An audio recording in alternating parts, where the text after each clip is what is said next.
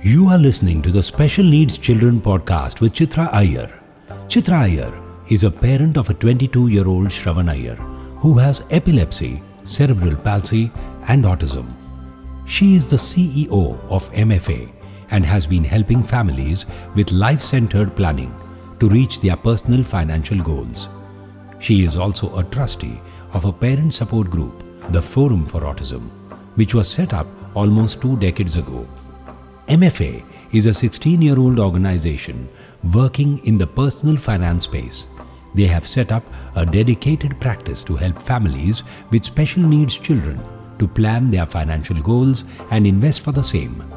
The thoughts shared here are as a result of discussions with parents, caregivers, siblings, and professionals regarding the planning of a person with special needs. In this expert series podcast, Chitra is talking to Sushama Nagarkar, a parent, special educator, counselor, and psychologist trained in the US. She is the founder of Arpan Cafe and Ask. She will be sharing about her work with families of children with autism. The podcast will guide anyone trying to set up a cafe that can be run by adults with disabilities. This is a model project that can be replicated across the world. Hi Sushma. Hi, Chitra. Welcome. Thank you for talking to me on this expert series podcast for children with special needs. Really a pleasure having you. Thank you so much for inviting me. It's a new experience for me, I'll say. Yes, for all of us. So to all listening in, we all know Sushma Nagarkar as the famous Arti's mom, the lady who drives an auto and runs Arpan Cafe, and is a fantastic counselor who has helped numerous families with person-centric future planning. Sushma has a doctorate in special education from the University of Missouri and is a nationally certified school psychologist in the US. 8 years ago, Sushma and her daughter returned to India after spending 15 years in the US, where she worked as a psychologist in the public schools. In 2014, she set up Yash Charitable Trust, an NGO with the vision that persons with developmental disabilities will live and work in the community of their choice with dignity and self-respect. YCT also runs Ask, Adult Support Kendra. The goals of ASK are to provide counseling and meet the therapeutic needs of all our adults and their families. In 2018, YCT launched Cafe Arpan, the first cafe in Mumbai to employ adults with developmental and intellectual disabilities. Sushma is a resource person for many organizations, including the Forum for Autism, and travels to conduct workshops and training activities all over. Being a parent of an adult with autism, Sushma brings to her work a rather unique perspective of walking the walk and not just talking the talk. Sushma considers herself a lifelong student of yoga and is a passionate trekker. So, hey Sushma, it's been such a pleasure knowing you, seeing all that you've been doing with Arpan Cafe and helping out so many families. It's been lovely seeing you with Arti, listening to Arti, and see how beautifully you both share such a wonderful relationship. We are going to ask you a lot of questions, and I would request you to please share your journey with us. So, can you please share with us about your life, the twists and turns it has taken, the journey with Arti and Divya, and what you are really passionate about? Thanks, Chitra. I really don't know where to start, but I think it's all boiling down to experiences that I've had throughout my life. Being sort of in childhood and early adolescence, I had some health issues that were challenging in their own ways. Fortunately, with lots of patience, perseverance from my parents as well as the doctors who were trying to figure out how to help me and kind of get rid of these issues. The personality formed in the way that it did. So there was always this feeling of having been through some level of suffering, by no means suffering as many other people have, but having health issues when you're a child and an adolescent really create a sort of barriers and impediments. I couldn't play sports like many others. I was put on steroids, put on weight, and all of those things impacted my adolescent years, of course, because I had put on weight, and that's not what you want to do as an adolescent. So that created the basic, personality.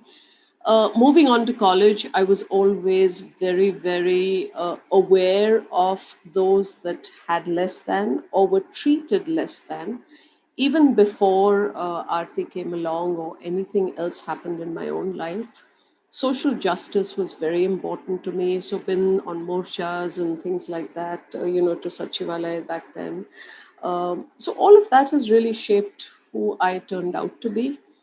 Fortunately, I had very, very supportive parents, and in college, I discovered this love for mountaineering. Went off to the mountains more often than I should have attended lectures, but my parents didn't mind. And so I spent a lot of time at that time within nature and have seen death, unfortunately, in very close quarters. Have just recognized our place in the universe, or at least tried to recognize what my own place is in the universe, and it's minuscule. It's really, really minuscule. This kind of again added on to this personality that I had already developed, and I realized that for me it wasn't so much about the normal everyday activities. There was a larger goal that I wanted to achieve, but I didn't know what it was. I knew at that time that I wanted to spend a lot of time in the mountains. So instead of doing my master's exams, I went off for expeditions and then did all 8 papers together. Fortunately for me, I got through them fairly well. And so my parents were okay with me doing that. I got married, as most regular Indian women are supposed to do. Again, went off trekking, discovered that I had to sort of let go of the trekking aspect of my life because marriage and living in a household with some level of responsibility had to take precedence. Um, and then Arti came along. Arti had many health issues as an infant. She was a very tiny baby. I had fetal distress. She had a hole in the heart.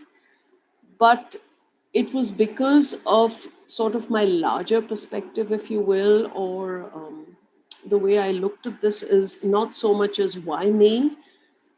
There was no grief. There was more an intent of what do I do about this now? How do I help her?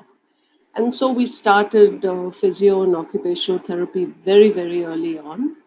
And that certainly helped. I was taking a bus from Juhu to Mahalakshmi, and I happened to be pregnant at the time. But again, this is just what you do. So I did it, and there was no thinking about it.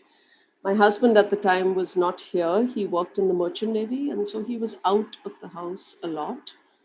So I was virtually bringing up Arti and then her sister Divya, who came along later, by myself, which is fine.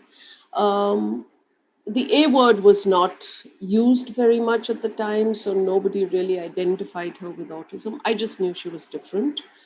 And in fact, the pediatrician that we took her to told me that I was being a neurotic mom. And, she'll be fine. There is no she'll be fine. And that's just wrong for pediatricians to tell parents that. I don't think they do that anymore. And I'm really happy that they don't, because early intervention is so critical. So I was the neurotic mom, and I worried and I did whatever I could. And that is sort of the early life for Arti and Divya. In 1998, we had an opportunity to go to the US. I went kicking and screaming because I was leaving behind a lot of things that were very, very dear to me: friends, family, the mountains, and everything I knew to be dear to me. Life in the US is not as rosy as they make it out to be. I had to, my master's in clinical psychology was not recognized, so I would have had to go back and get some additional coursework in. And I didn't want to work in Walmart. So I went back and did school psychology because that would allow me to have holidays the same time that Arti and Divya did from school. We were fortunate that Arti and Divya both were in schools that were close to the home. I had to travel 100 miles every day to go to school. We were living off a single income, which is not a whole lot of money. And because I had an assistantship on campus, therefore we chose this university, and I traveled every day to so that I didn't have to pay money for my education. Um, you know, Unfortunately, during that time as well, we were in New Orleans, by the way. Beautiful, beautiful city, a must visit for anyone who goes to the US. Yeah. But we were in the middle of hurricanes almost every year since we got there. And in 2005, Katrina hit. It was around the same time that my husband and I divorced. And Katrina was a very interesting experience for us. Our house became a community for about 10 months. We were lucky we didn't have damage to the home, but we took in everyone who needed shelter.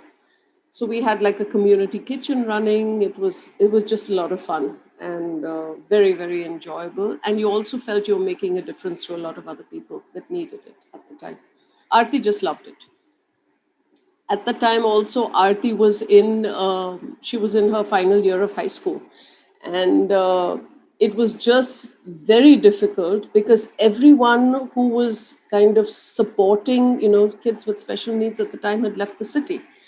And so Arti was on a regular community college campus in one room, she and her cohort, which was about 6 or 7 other people.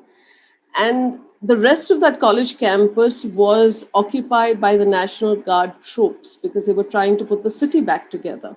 So even when Arti had to go to the bathroom, she had to be accompanied by somebody to go to the bathroom because nobody knew where these troops were coming from. They just didn't want to take a chance with having strangers on the site, on the campus. It was very evident then that, we had to leave New Orleans because there was no support system in place. And so we moved up to the middle of the country. At the time, I had an opportunity to do my PhD, so I did, but recognizing that life was not going to be that easy because it was just Arti and me in the home by that time. Divya had gone off to college, and I had to work very hard to provide for her what she needed. It was then that I started questioning myself. I mean, you only live once. Why not go back to India where there is such a big need for trained professionals, as well as that's where my heart is. Arti used to love coming back here whenever we could afford it. And let's try it. So we did. We packed our bags and came back in 2013. Divya was okay with it because by then she'd already started a life on her own in her college, her peers and everything else, and her career was taking off slowly. And yeah, we came here not quite knowing what we were going to do, but we were lucky that we had a small space, a garage space of 200 square foot at that time. It was in the olden days, we had lived in a bungalow that had an outhouse as a garage. And it happened to be that little outhouse that was this garage space. So I brought back my savings, whatever I had, and we put doors and windows into the space. And we said, we're going to do something, but we didn't know what. But that's when Yash Charitable Trust actually started. And I knew very much that it was about providing Arti and people like her an opportunity, recognizing that they are people, that they are wonderful assets in our communities, and wanting to work within that framework of providing them the life in the community that they rightfully deserve. And that's how we took off. Awesome, Sushma. This is really, really amazing listening to your journey. Thanks for sharing all the details about how life took you from where to where and what all happened to you. I didn't know quite a bit of this, and really thank you for coming back to India with Arti. Thank you for being in our lives. And I do have to say, though, Chitra, which, some people may not uh, realize this, but a lot of people in the US who I spoke to about coming back to Mumbai told me that we were crazy to do that, particularly Indians. Is that, people come to the US, they die to come to the US. I can imagine. Must That have we're been like so doing, tough. we're doing You thought you exactly were the going ulta back. thing, Yeah, yeah. but it was the right thing to do. Awesome. Sushma, you have conducted some fantastic programs. I have attended them again and again just to hear you and to learn more from you. These are your person centered planning, future planning programs. And what I wanted to ask is, do you think parents really get what you're trying to tell them on how to plan for the future? Why do you think is this important? Yeah, Chitra, I mean, all of us as parents, you know it, I know it, most people who are parents know it, is that we start worrying very early on about, there are more question marks for us as our children are growing up about what after me, right? Now, the what after me question is we can plan towards a what after me scenario, knowing what we know about our children at that time. It's important to think through and planfully think about what is it. And I take my daughter, I mean, as you well know, I share Arti's example in everything that I talk about because that is something that I know really close. And I know that I have learned a lot along the way from just being her parent.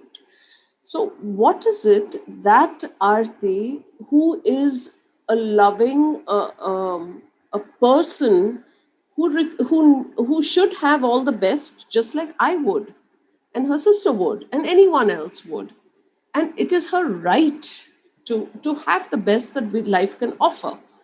Now, the fact is that she needs support to access this best that the life can offer, and so that belief that she is equal to Divya, equal to me, equal to her dad, equal to anyone else in her right to have something is what drives me to talk about this whole planning process because I truly believe that each of our children deserves this and has a right to it.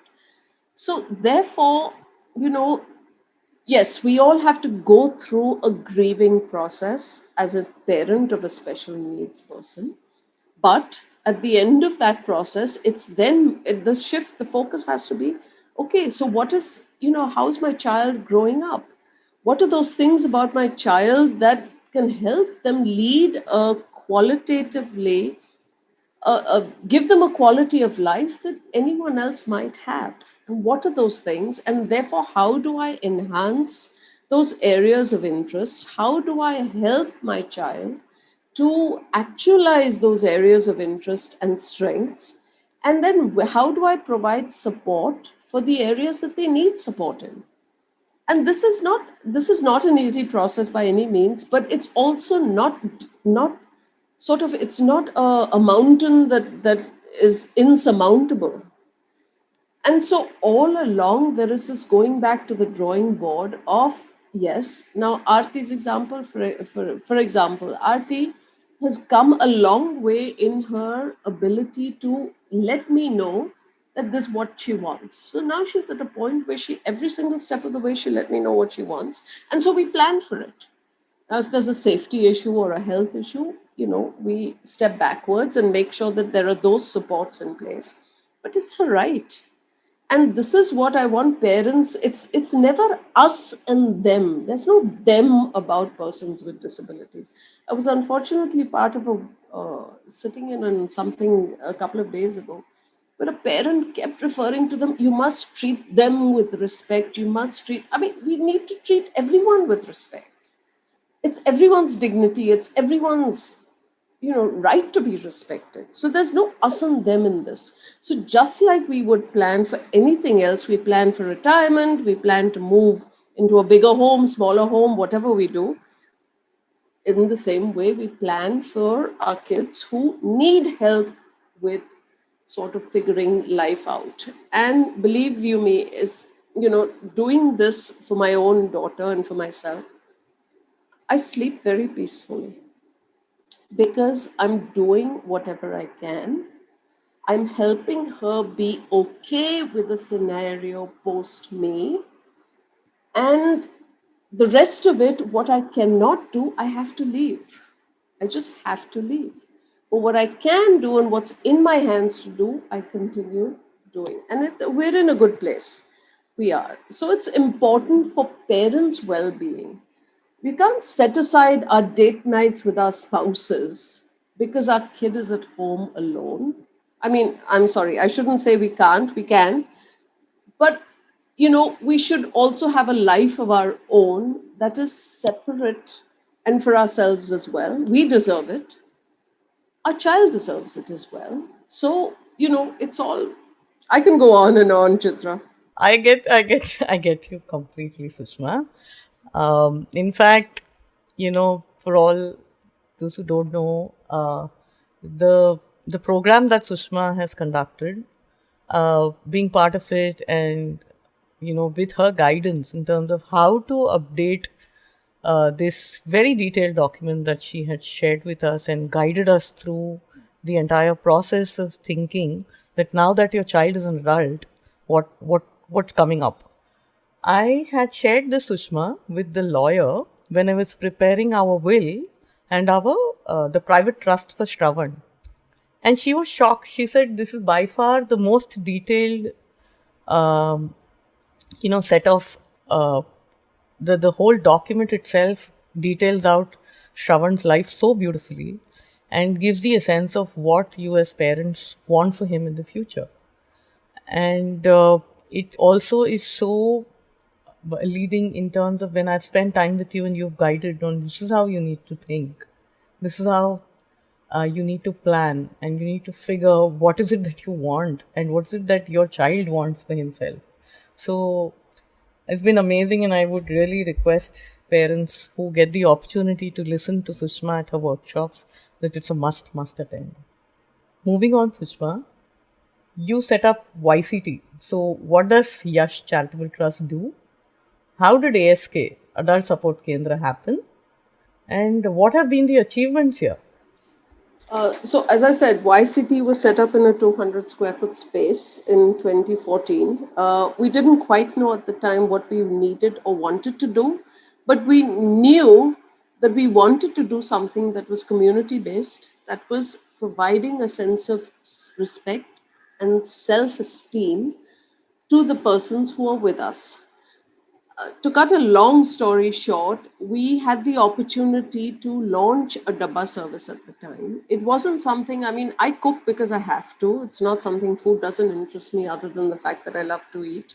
And, I'm interested in various cuisines, but certainly not as work. But we had this dabba service come our way, and we said, let's try. We had a group of 5 or 6 people at the time who were with us and whose families, God bless them, trusted us. We just told the families that, we want to do something that is in the community, that is meaningful, that is important, and that gives the community around us an opportunity to see what our people can really achieve. And so we set this up in our 200 square foot space as an experiment. The experiment went on to become much bigger than we could handle. We went viral on WhatsApp. You see, because our guys, who are all persons with either autism, Down syndrome, intellectual disabilities, some of them have multiple things, cerebral palsy as well as intellectual disability. So all of them were people who traditionally had been in sheltered workshops or at home. And they were suddenly out and about in the community. So as part of the dabba service, we had them go to the local bhajiwala, we had them go to the grocery store, pick up stuff, buy stuff, bring it back. be a part of the dabba making process, right from preparing to actually assisting in the cooking piece, packing the dabbas, going out for delivery, making bills, getting money, all the pieces that are involved in the business. And we recognized very early on that this is all very doable. All it needs is that they need to be skillfully trained. I mean, they need to be skilled, they need to be trained in the processes that we're trying to set in place. And so YCT grew organically in the F&B space because it was important, it was meaningful, everyone wants food, and also it was giving our guys a chance to be out and about in the community, which is exactly what we wanted. We encourage people to come on their own. We encourage families to figure out the bus route. We help them navigate those processes. We want our guys to feel empowered, independent, and take responsibility for themselves as anyone else would. And that's what we work towards. And therefore, they live and they work, and they are just, I mean, part of the regular community. And the community around us, our Bhajiwala, for example, the first few times that we started sending our guys, he says to me, madam मुझे मालूम नहीं था कि ये लोग ऐसे भी कर सकते हैं, ये लोग भाजी खरीद सकते हैं. I said, of course they can. The Banya said, पर इनको पढ़ना लिखना नहीं आता है, कैसे लेके जाते हैं? I said, वो खाते तो है ना, उनको पहचान तो है ना, पढ़ना लिखना नहीं आता तो क्या है? आपके ऊपर भरोसा करते, आप हमारे ऊपर भरोसा करो और उनको सामान दे दो, हम बाद में पैसा दे देंगे.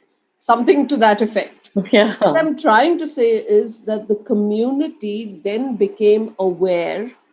There was a lot of change in the community around us. People started looking out for our guys. You know, we had a runner at one time, and we had to go look for him at one. And the mochi on the roadside said, "Yeah, he was here just now. He's just walked towards a bus stop. He'll be at the bus stop." And rightly enough, he was at the bus stop.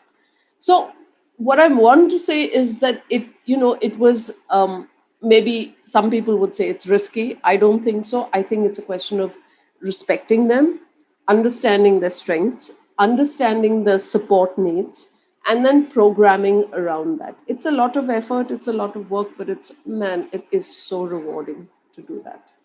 Now, this was the work piece of it. In 2017, Parul and Nirupa and we were talking about the whole need for counseling for our guys, as well as other therapeutic interventions. And so we took an idea that had germinated 2 years prior to that and structured it to fit the second vertical of YCT, which is the Adult Support Kendra. Now, within this, we provide counseling services, we provide the workshops, and everything we do as part of Ask. Recognizing that, apart from having a disability, the person may have some other stuff that they are struggling with emotionally. And so, gearing our counseling towards providing intervention services for that. Families sometimes struggle. A lot of times families are struggling. So providing that support, therapeutic support, even to families. We're trying to sort of generate a resource directory which is comprehensive. I know lots of people have done that, but there's always scope to add to that work. We also are looking at job placements. It's all a work in progress at the moment, but it serves a very, very important need. Ask serves that need that has so far been missing for adults with disabilities. There are other places that provide children services, but adult services are few and far between. So that's what we try and do. Lovely, Sushma. Must have been really something, conceptualizing and then seeing it really, happening in front of your eyes. We've made mistakes and we've gotten up and walked and tried something else. I'll say that. True. But it's fine. At the Yeah. end of the day, our guys are happy. They get a paycheck at the end of the month. They're very happy at that time of the month. I mean, it's all good. Yeah, so here I want to definitely, bring in about, how beautifully designed Arpan Cafe is. For everyone, Arpan Cafe is a must visit at Santa Cruz when you're in Mumbai, just opposite to the SNDT University. And it's such a wonderful experience once you're there. and you meet all the young adults and you interact with them. So, Sushma, can you share the story behind it? And if there's a lot of parents who think that yes, as an extension to what I'm doing today, maybe pre-work, vocational, finally, my kid likes to cook, or perhaps is great at all the periphery activities that's related to food. I would like to perhaps set up a cafe for him or her in the future. So, how would you like to, what would you like to share with parents? Make sure you have a lot of money. What when we launched, and just to give you a little bit of background, when our Daba service went viral in 2016 or thereabouts, we got a lot of inquiries from a lot of families. These were for individuals who had been part of the sheltered workshop, had been in a sheltered workshop for endless number of years, and were just tired of doing the same old. Also, children or adults at the time who were sitting at home and really doing nothing. So all those inquiries kind of just ballooned into our team, because it's very hard for us to say no, but ballooned into our team, becoming much bigger. Now, in 200 square foot, you can imagine how much space we actually have to run the Daba service, as well as have a whole bunch of adults with disabilities, occupy the space. So then we had to start thinking outside the box. At the time, my Divya sent us a video of a cafe that was run in Manila called the Puzzle Cafe, which was set up by a family for their young person with autism. Unfortunately, it has since closed down, I believe. But the Puzzle Cafe was an enormous inspiration for us. We wrote off to them, they shared what they did, and so on and so forth. And we said to ourselves, the Board of Trustees said, why not? This seems to be really successful where they are. Let's try this. We were very, very fortunate. We crowdfunded. We got a fair amount of resources through crowdfunding.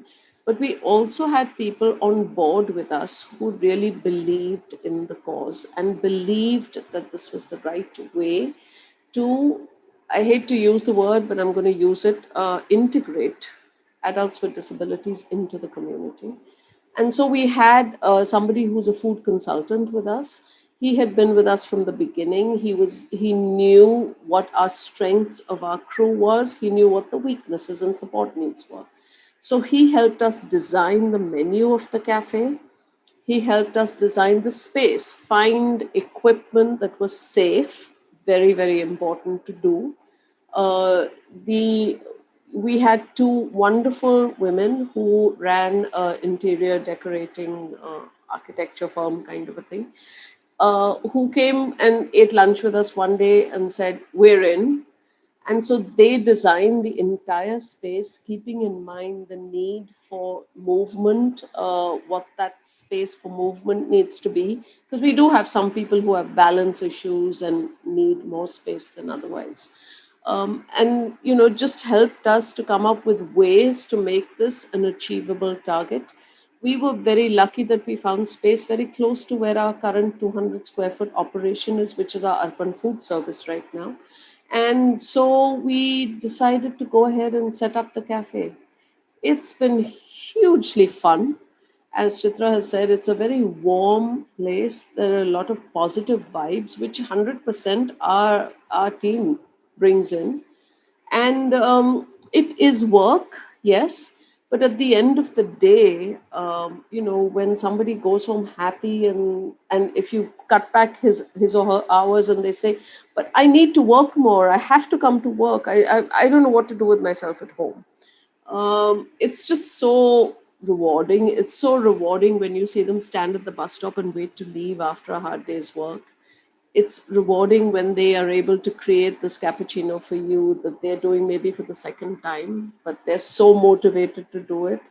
It's just rewarding when they try to experiment and make newer types of sandwiches. We have one guy who's intensely interested in cooking, and he puts his own spin on everything, and it tastes fabulous. It is work, but it's doable. You have to believe. And you have to have a set of people with you along the journey who also believe.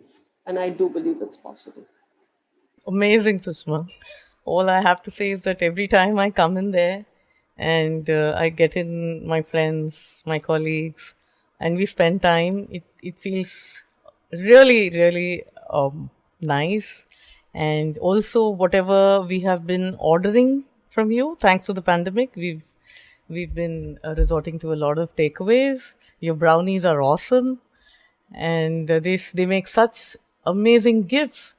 So I wanted to ask you, Sushma, do you see any more Arpan cafes coming up? I know you tried to experiment with some corporates. So, what were your challenges there? And, how did your adults, you have you, yeah, please. We were extremely fortunate again. I mean, this is the larger universe, and that's all I'll say, Chitra. I'm very in tune with, there's other things happening out there. So during before the pandemic, so it must have been around end of 2019, we had this young man, 20 something young man, maybe he's 30 now, I don't know, walk into the cafe one morning looking for chai. His parents happened to live in the Kolivada, which is Juhu Kolivada, famous area in this part of the town. And so he came looking for chai. He walked into the cafe without having this foggiest idea. He just saw cafe on the signboard and decided to walk in. It turned out that this young man, Eldrin by name, was an employee of Accenture, and he was also involved in their diversity and inclusion cell in some way. So he recognized as soon as he walked in that this was a little different. He immediately, I mean, he came once or twice more, immediately took my phone number, started communicating with me, and used all this high funda language that I had no clue what he was talking about, very corporate language, to say that, I'd like to talk to you some more. And so we met, and he talked to his superiors. And on World Disability, 3rd of December that year, we did a pop up at the Accenture cafeteria in Vikhroli, in one of their main buildings. The powers that be, whoever's supposed to be the decision makers over there, were part of that whole initiative. We did the pop up for almost the entire day. Our crew from Cafe Arpan went there. They wowed everybody with their, just being themselves. The people there enjoyed the food that we had taken with us. And then again, this person, Sonal by name, she took one of them up to the 5th floor and showed us a space that was being occupied at that time by, and I can't remember the name of the organization, but they were serving sort of frozen foods reheated in the microwave. And so she said, would Cafe Arpan be able to handle the space? So, of course, we said yes. And they worked with us, they provided us the space. We provided, crowdfunded again, and got the equipment we needed. And we launched a Cafe Arpan at the Accenture office in Vikhroli in January of 2020. It was hugely popular. We tried all kinds of experiments that we never tried in Cafe Arpan in Santa Cruz, but which were in demand over there. So a lot more gluten-free and vegan and those kinds of things. But heck, everyone was very willing to experiment, and we did. Huge, nice big kitchen, nice big area, and it was successful. Then the pandemic hit. And since then, we're just biting, sort of waiting for them to reopen and invite us in. Our equipment still is there, and we hope. And they've told us that they do want to restart. We hope they do. But I want to bring in a very, very important point here. Initially, when we started going to Vikhroli, we had to travel by road, of course, and it was very challenging for us to try and schedule our guys to take an hour's journey there, an hour's journey back, and plus work 5 hours, which is what they were working at Cafe Arpan at the time. It was extremely challenging to try and schedule all of these things, plus volunteers, plus everything else. Taking all our stuff there, the materials that we needed to serve. So, Rajiv Kamath, one of our parents, and I decided that why don't we try just having them work the entire shift, which was from like 11 in the morning to 9 at night. And both of us kind of cringed. That means we leave here at 10. That means we come back by 10:30 or 11, depending on the traffic and how we clean up. How do we do this? This is almost an 11-hour day. You won't believe it, Chitra. We were so wrong in everything that we thought about our team. They worked non-stop. They got there, they opened the cafe, they put everything in place, ready to go for an 11 o'clock opening. They worked for the entire day. They cleaned up come 9 o'clock, and then we left from there after the entire place was spotlessly clean again. And our team was just part of this entire process for the entire time. So our whole theory of, oh God, they're only going to work 5 hours, then they'll get tired, then they'll get this, absolutely thrown out of the window. I mean, we had learned such a valuable lesson from this is that we just shortchange and we just don't push boundaries, and we really should be doing that. So we've learned now, we push boundaries now all the time, and it's all the better. We had an inquiry from Godrej recently. I hope that pans out again. They are closed at the moment, but we're really, really ready to roll with. We have the model, we know it works. Ready to roll with whoever will Fantastic. adopt us. Fantastic, Sushma. Really, this sounds so, you really feel energized listening to this. That, even for a person like you who never thought this was possible, I mean, it must have been so fulfilling, and, it motivates you to do so much more. I really wish that many more corporates, think about setting up a cafe at Arpan in their buildings. And I'm sure it'll happen, Sushma. just around the Well, as corner. I said, the Yeah. universe takes Yes, care of. yes, absolutely. So, Sushma, coming to the last question to you, what are your future plans for yourself, for Arti, and what new is coming up? What new endeavors, and what more have you set your eyes on? We are finding more and more as we sort of do what we do, and I think we do this well, even if I say so myself, because we see our team members, which is why we're here, just be such fulfilled adults. They formed a very good network amongst themselves. The support staff that we have are just so much more respectful of everyone who's different and diverse. So the bigger picture is that we're an inclusive community. YCT is a completely inclusive community for everybody, whether it's gender differences, whether it's disability, whether it's anything, anything like that. Everyone has just grown with this in our journey. What I'd like to see happen is that people in the disability sector come together and promote inclusion together. I'd really love to see that happen. We're in our own little way. We are collaborating with several different organizations to try and bring this whole culture of inclusivity out there. As far as my own journey goes, Chitra, it's very important for me. Arti is in her 30s. It's important for me for her to be able to transition. And she has decided that she wants to stay in her own independent flat where we live, and that this is her home.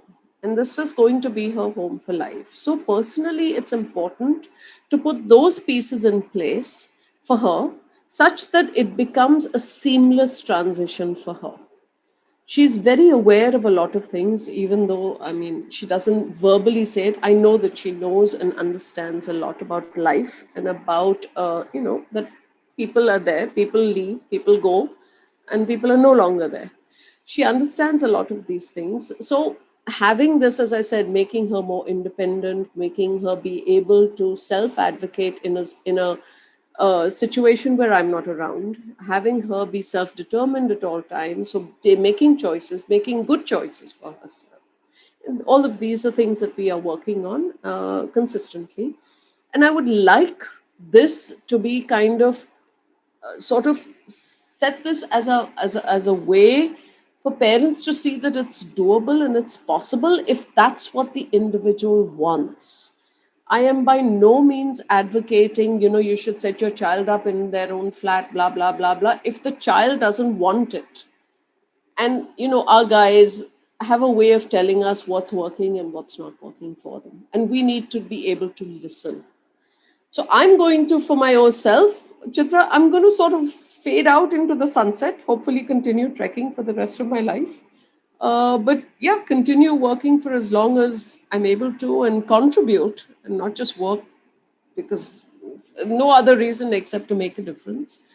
And hopefully Arti and others like her who are with YCT will be set on their path and their trajectory of living fulfilled lives. I mean, that's what I would want to say at the end of the day. Thank you so much for that. Sushma, I see you as an amazing teacher. You can guide so many of us, so many parents, professionals. You can lead many projects that maybe imagined in this disability sector. Chitra, I'm sorry. I just want to say one more thing, which I forgot earlier. We shouldn't be scared of making mistakes. And we shouldn't be scared of putting ourselves out there and say, heck, I don't know the answer. Let me find it. We shouldn't be scared of those things. I just want to say that because I've seen too many parents who are like, no, I can't do this and I can't do that. But it's okay. It's okay. We're human. It's okay. Perfect. Yeah, absolutely. No. Good you said that. So yeah, I see you as an amazing teacher who can guide parents and lead many projects that may be imagined by all those who want to participate and be part of this entire disability sector. I wish you all the very best. Lots of luck and happiness to Arti and Divya.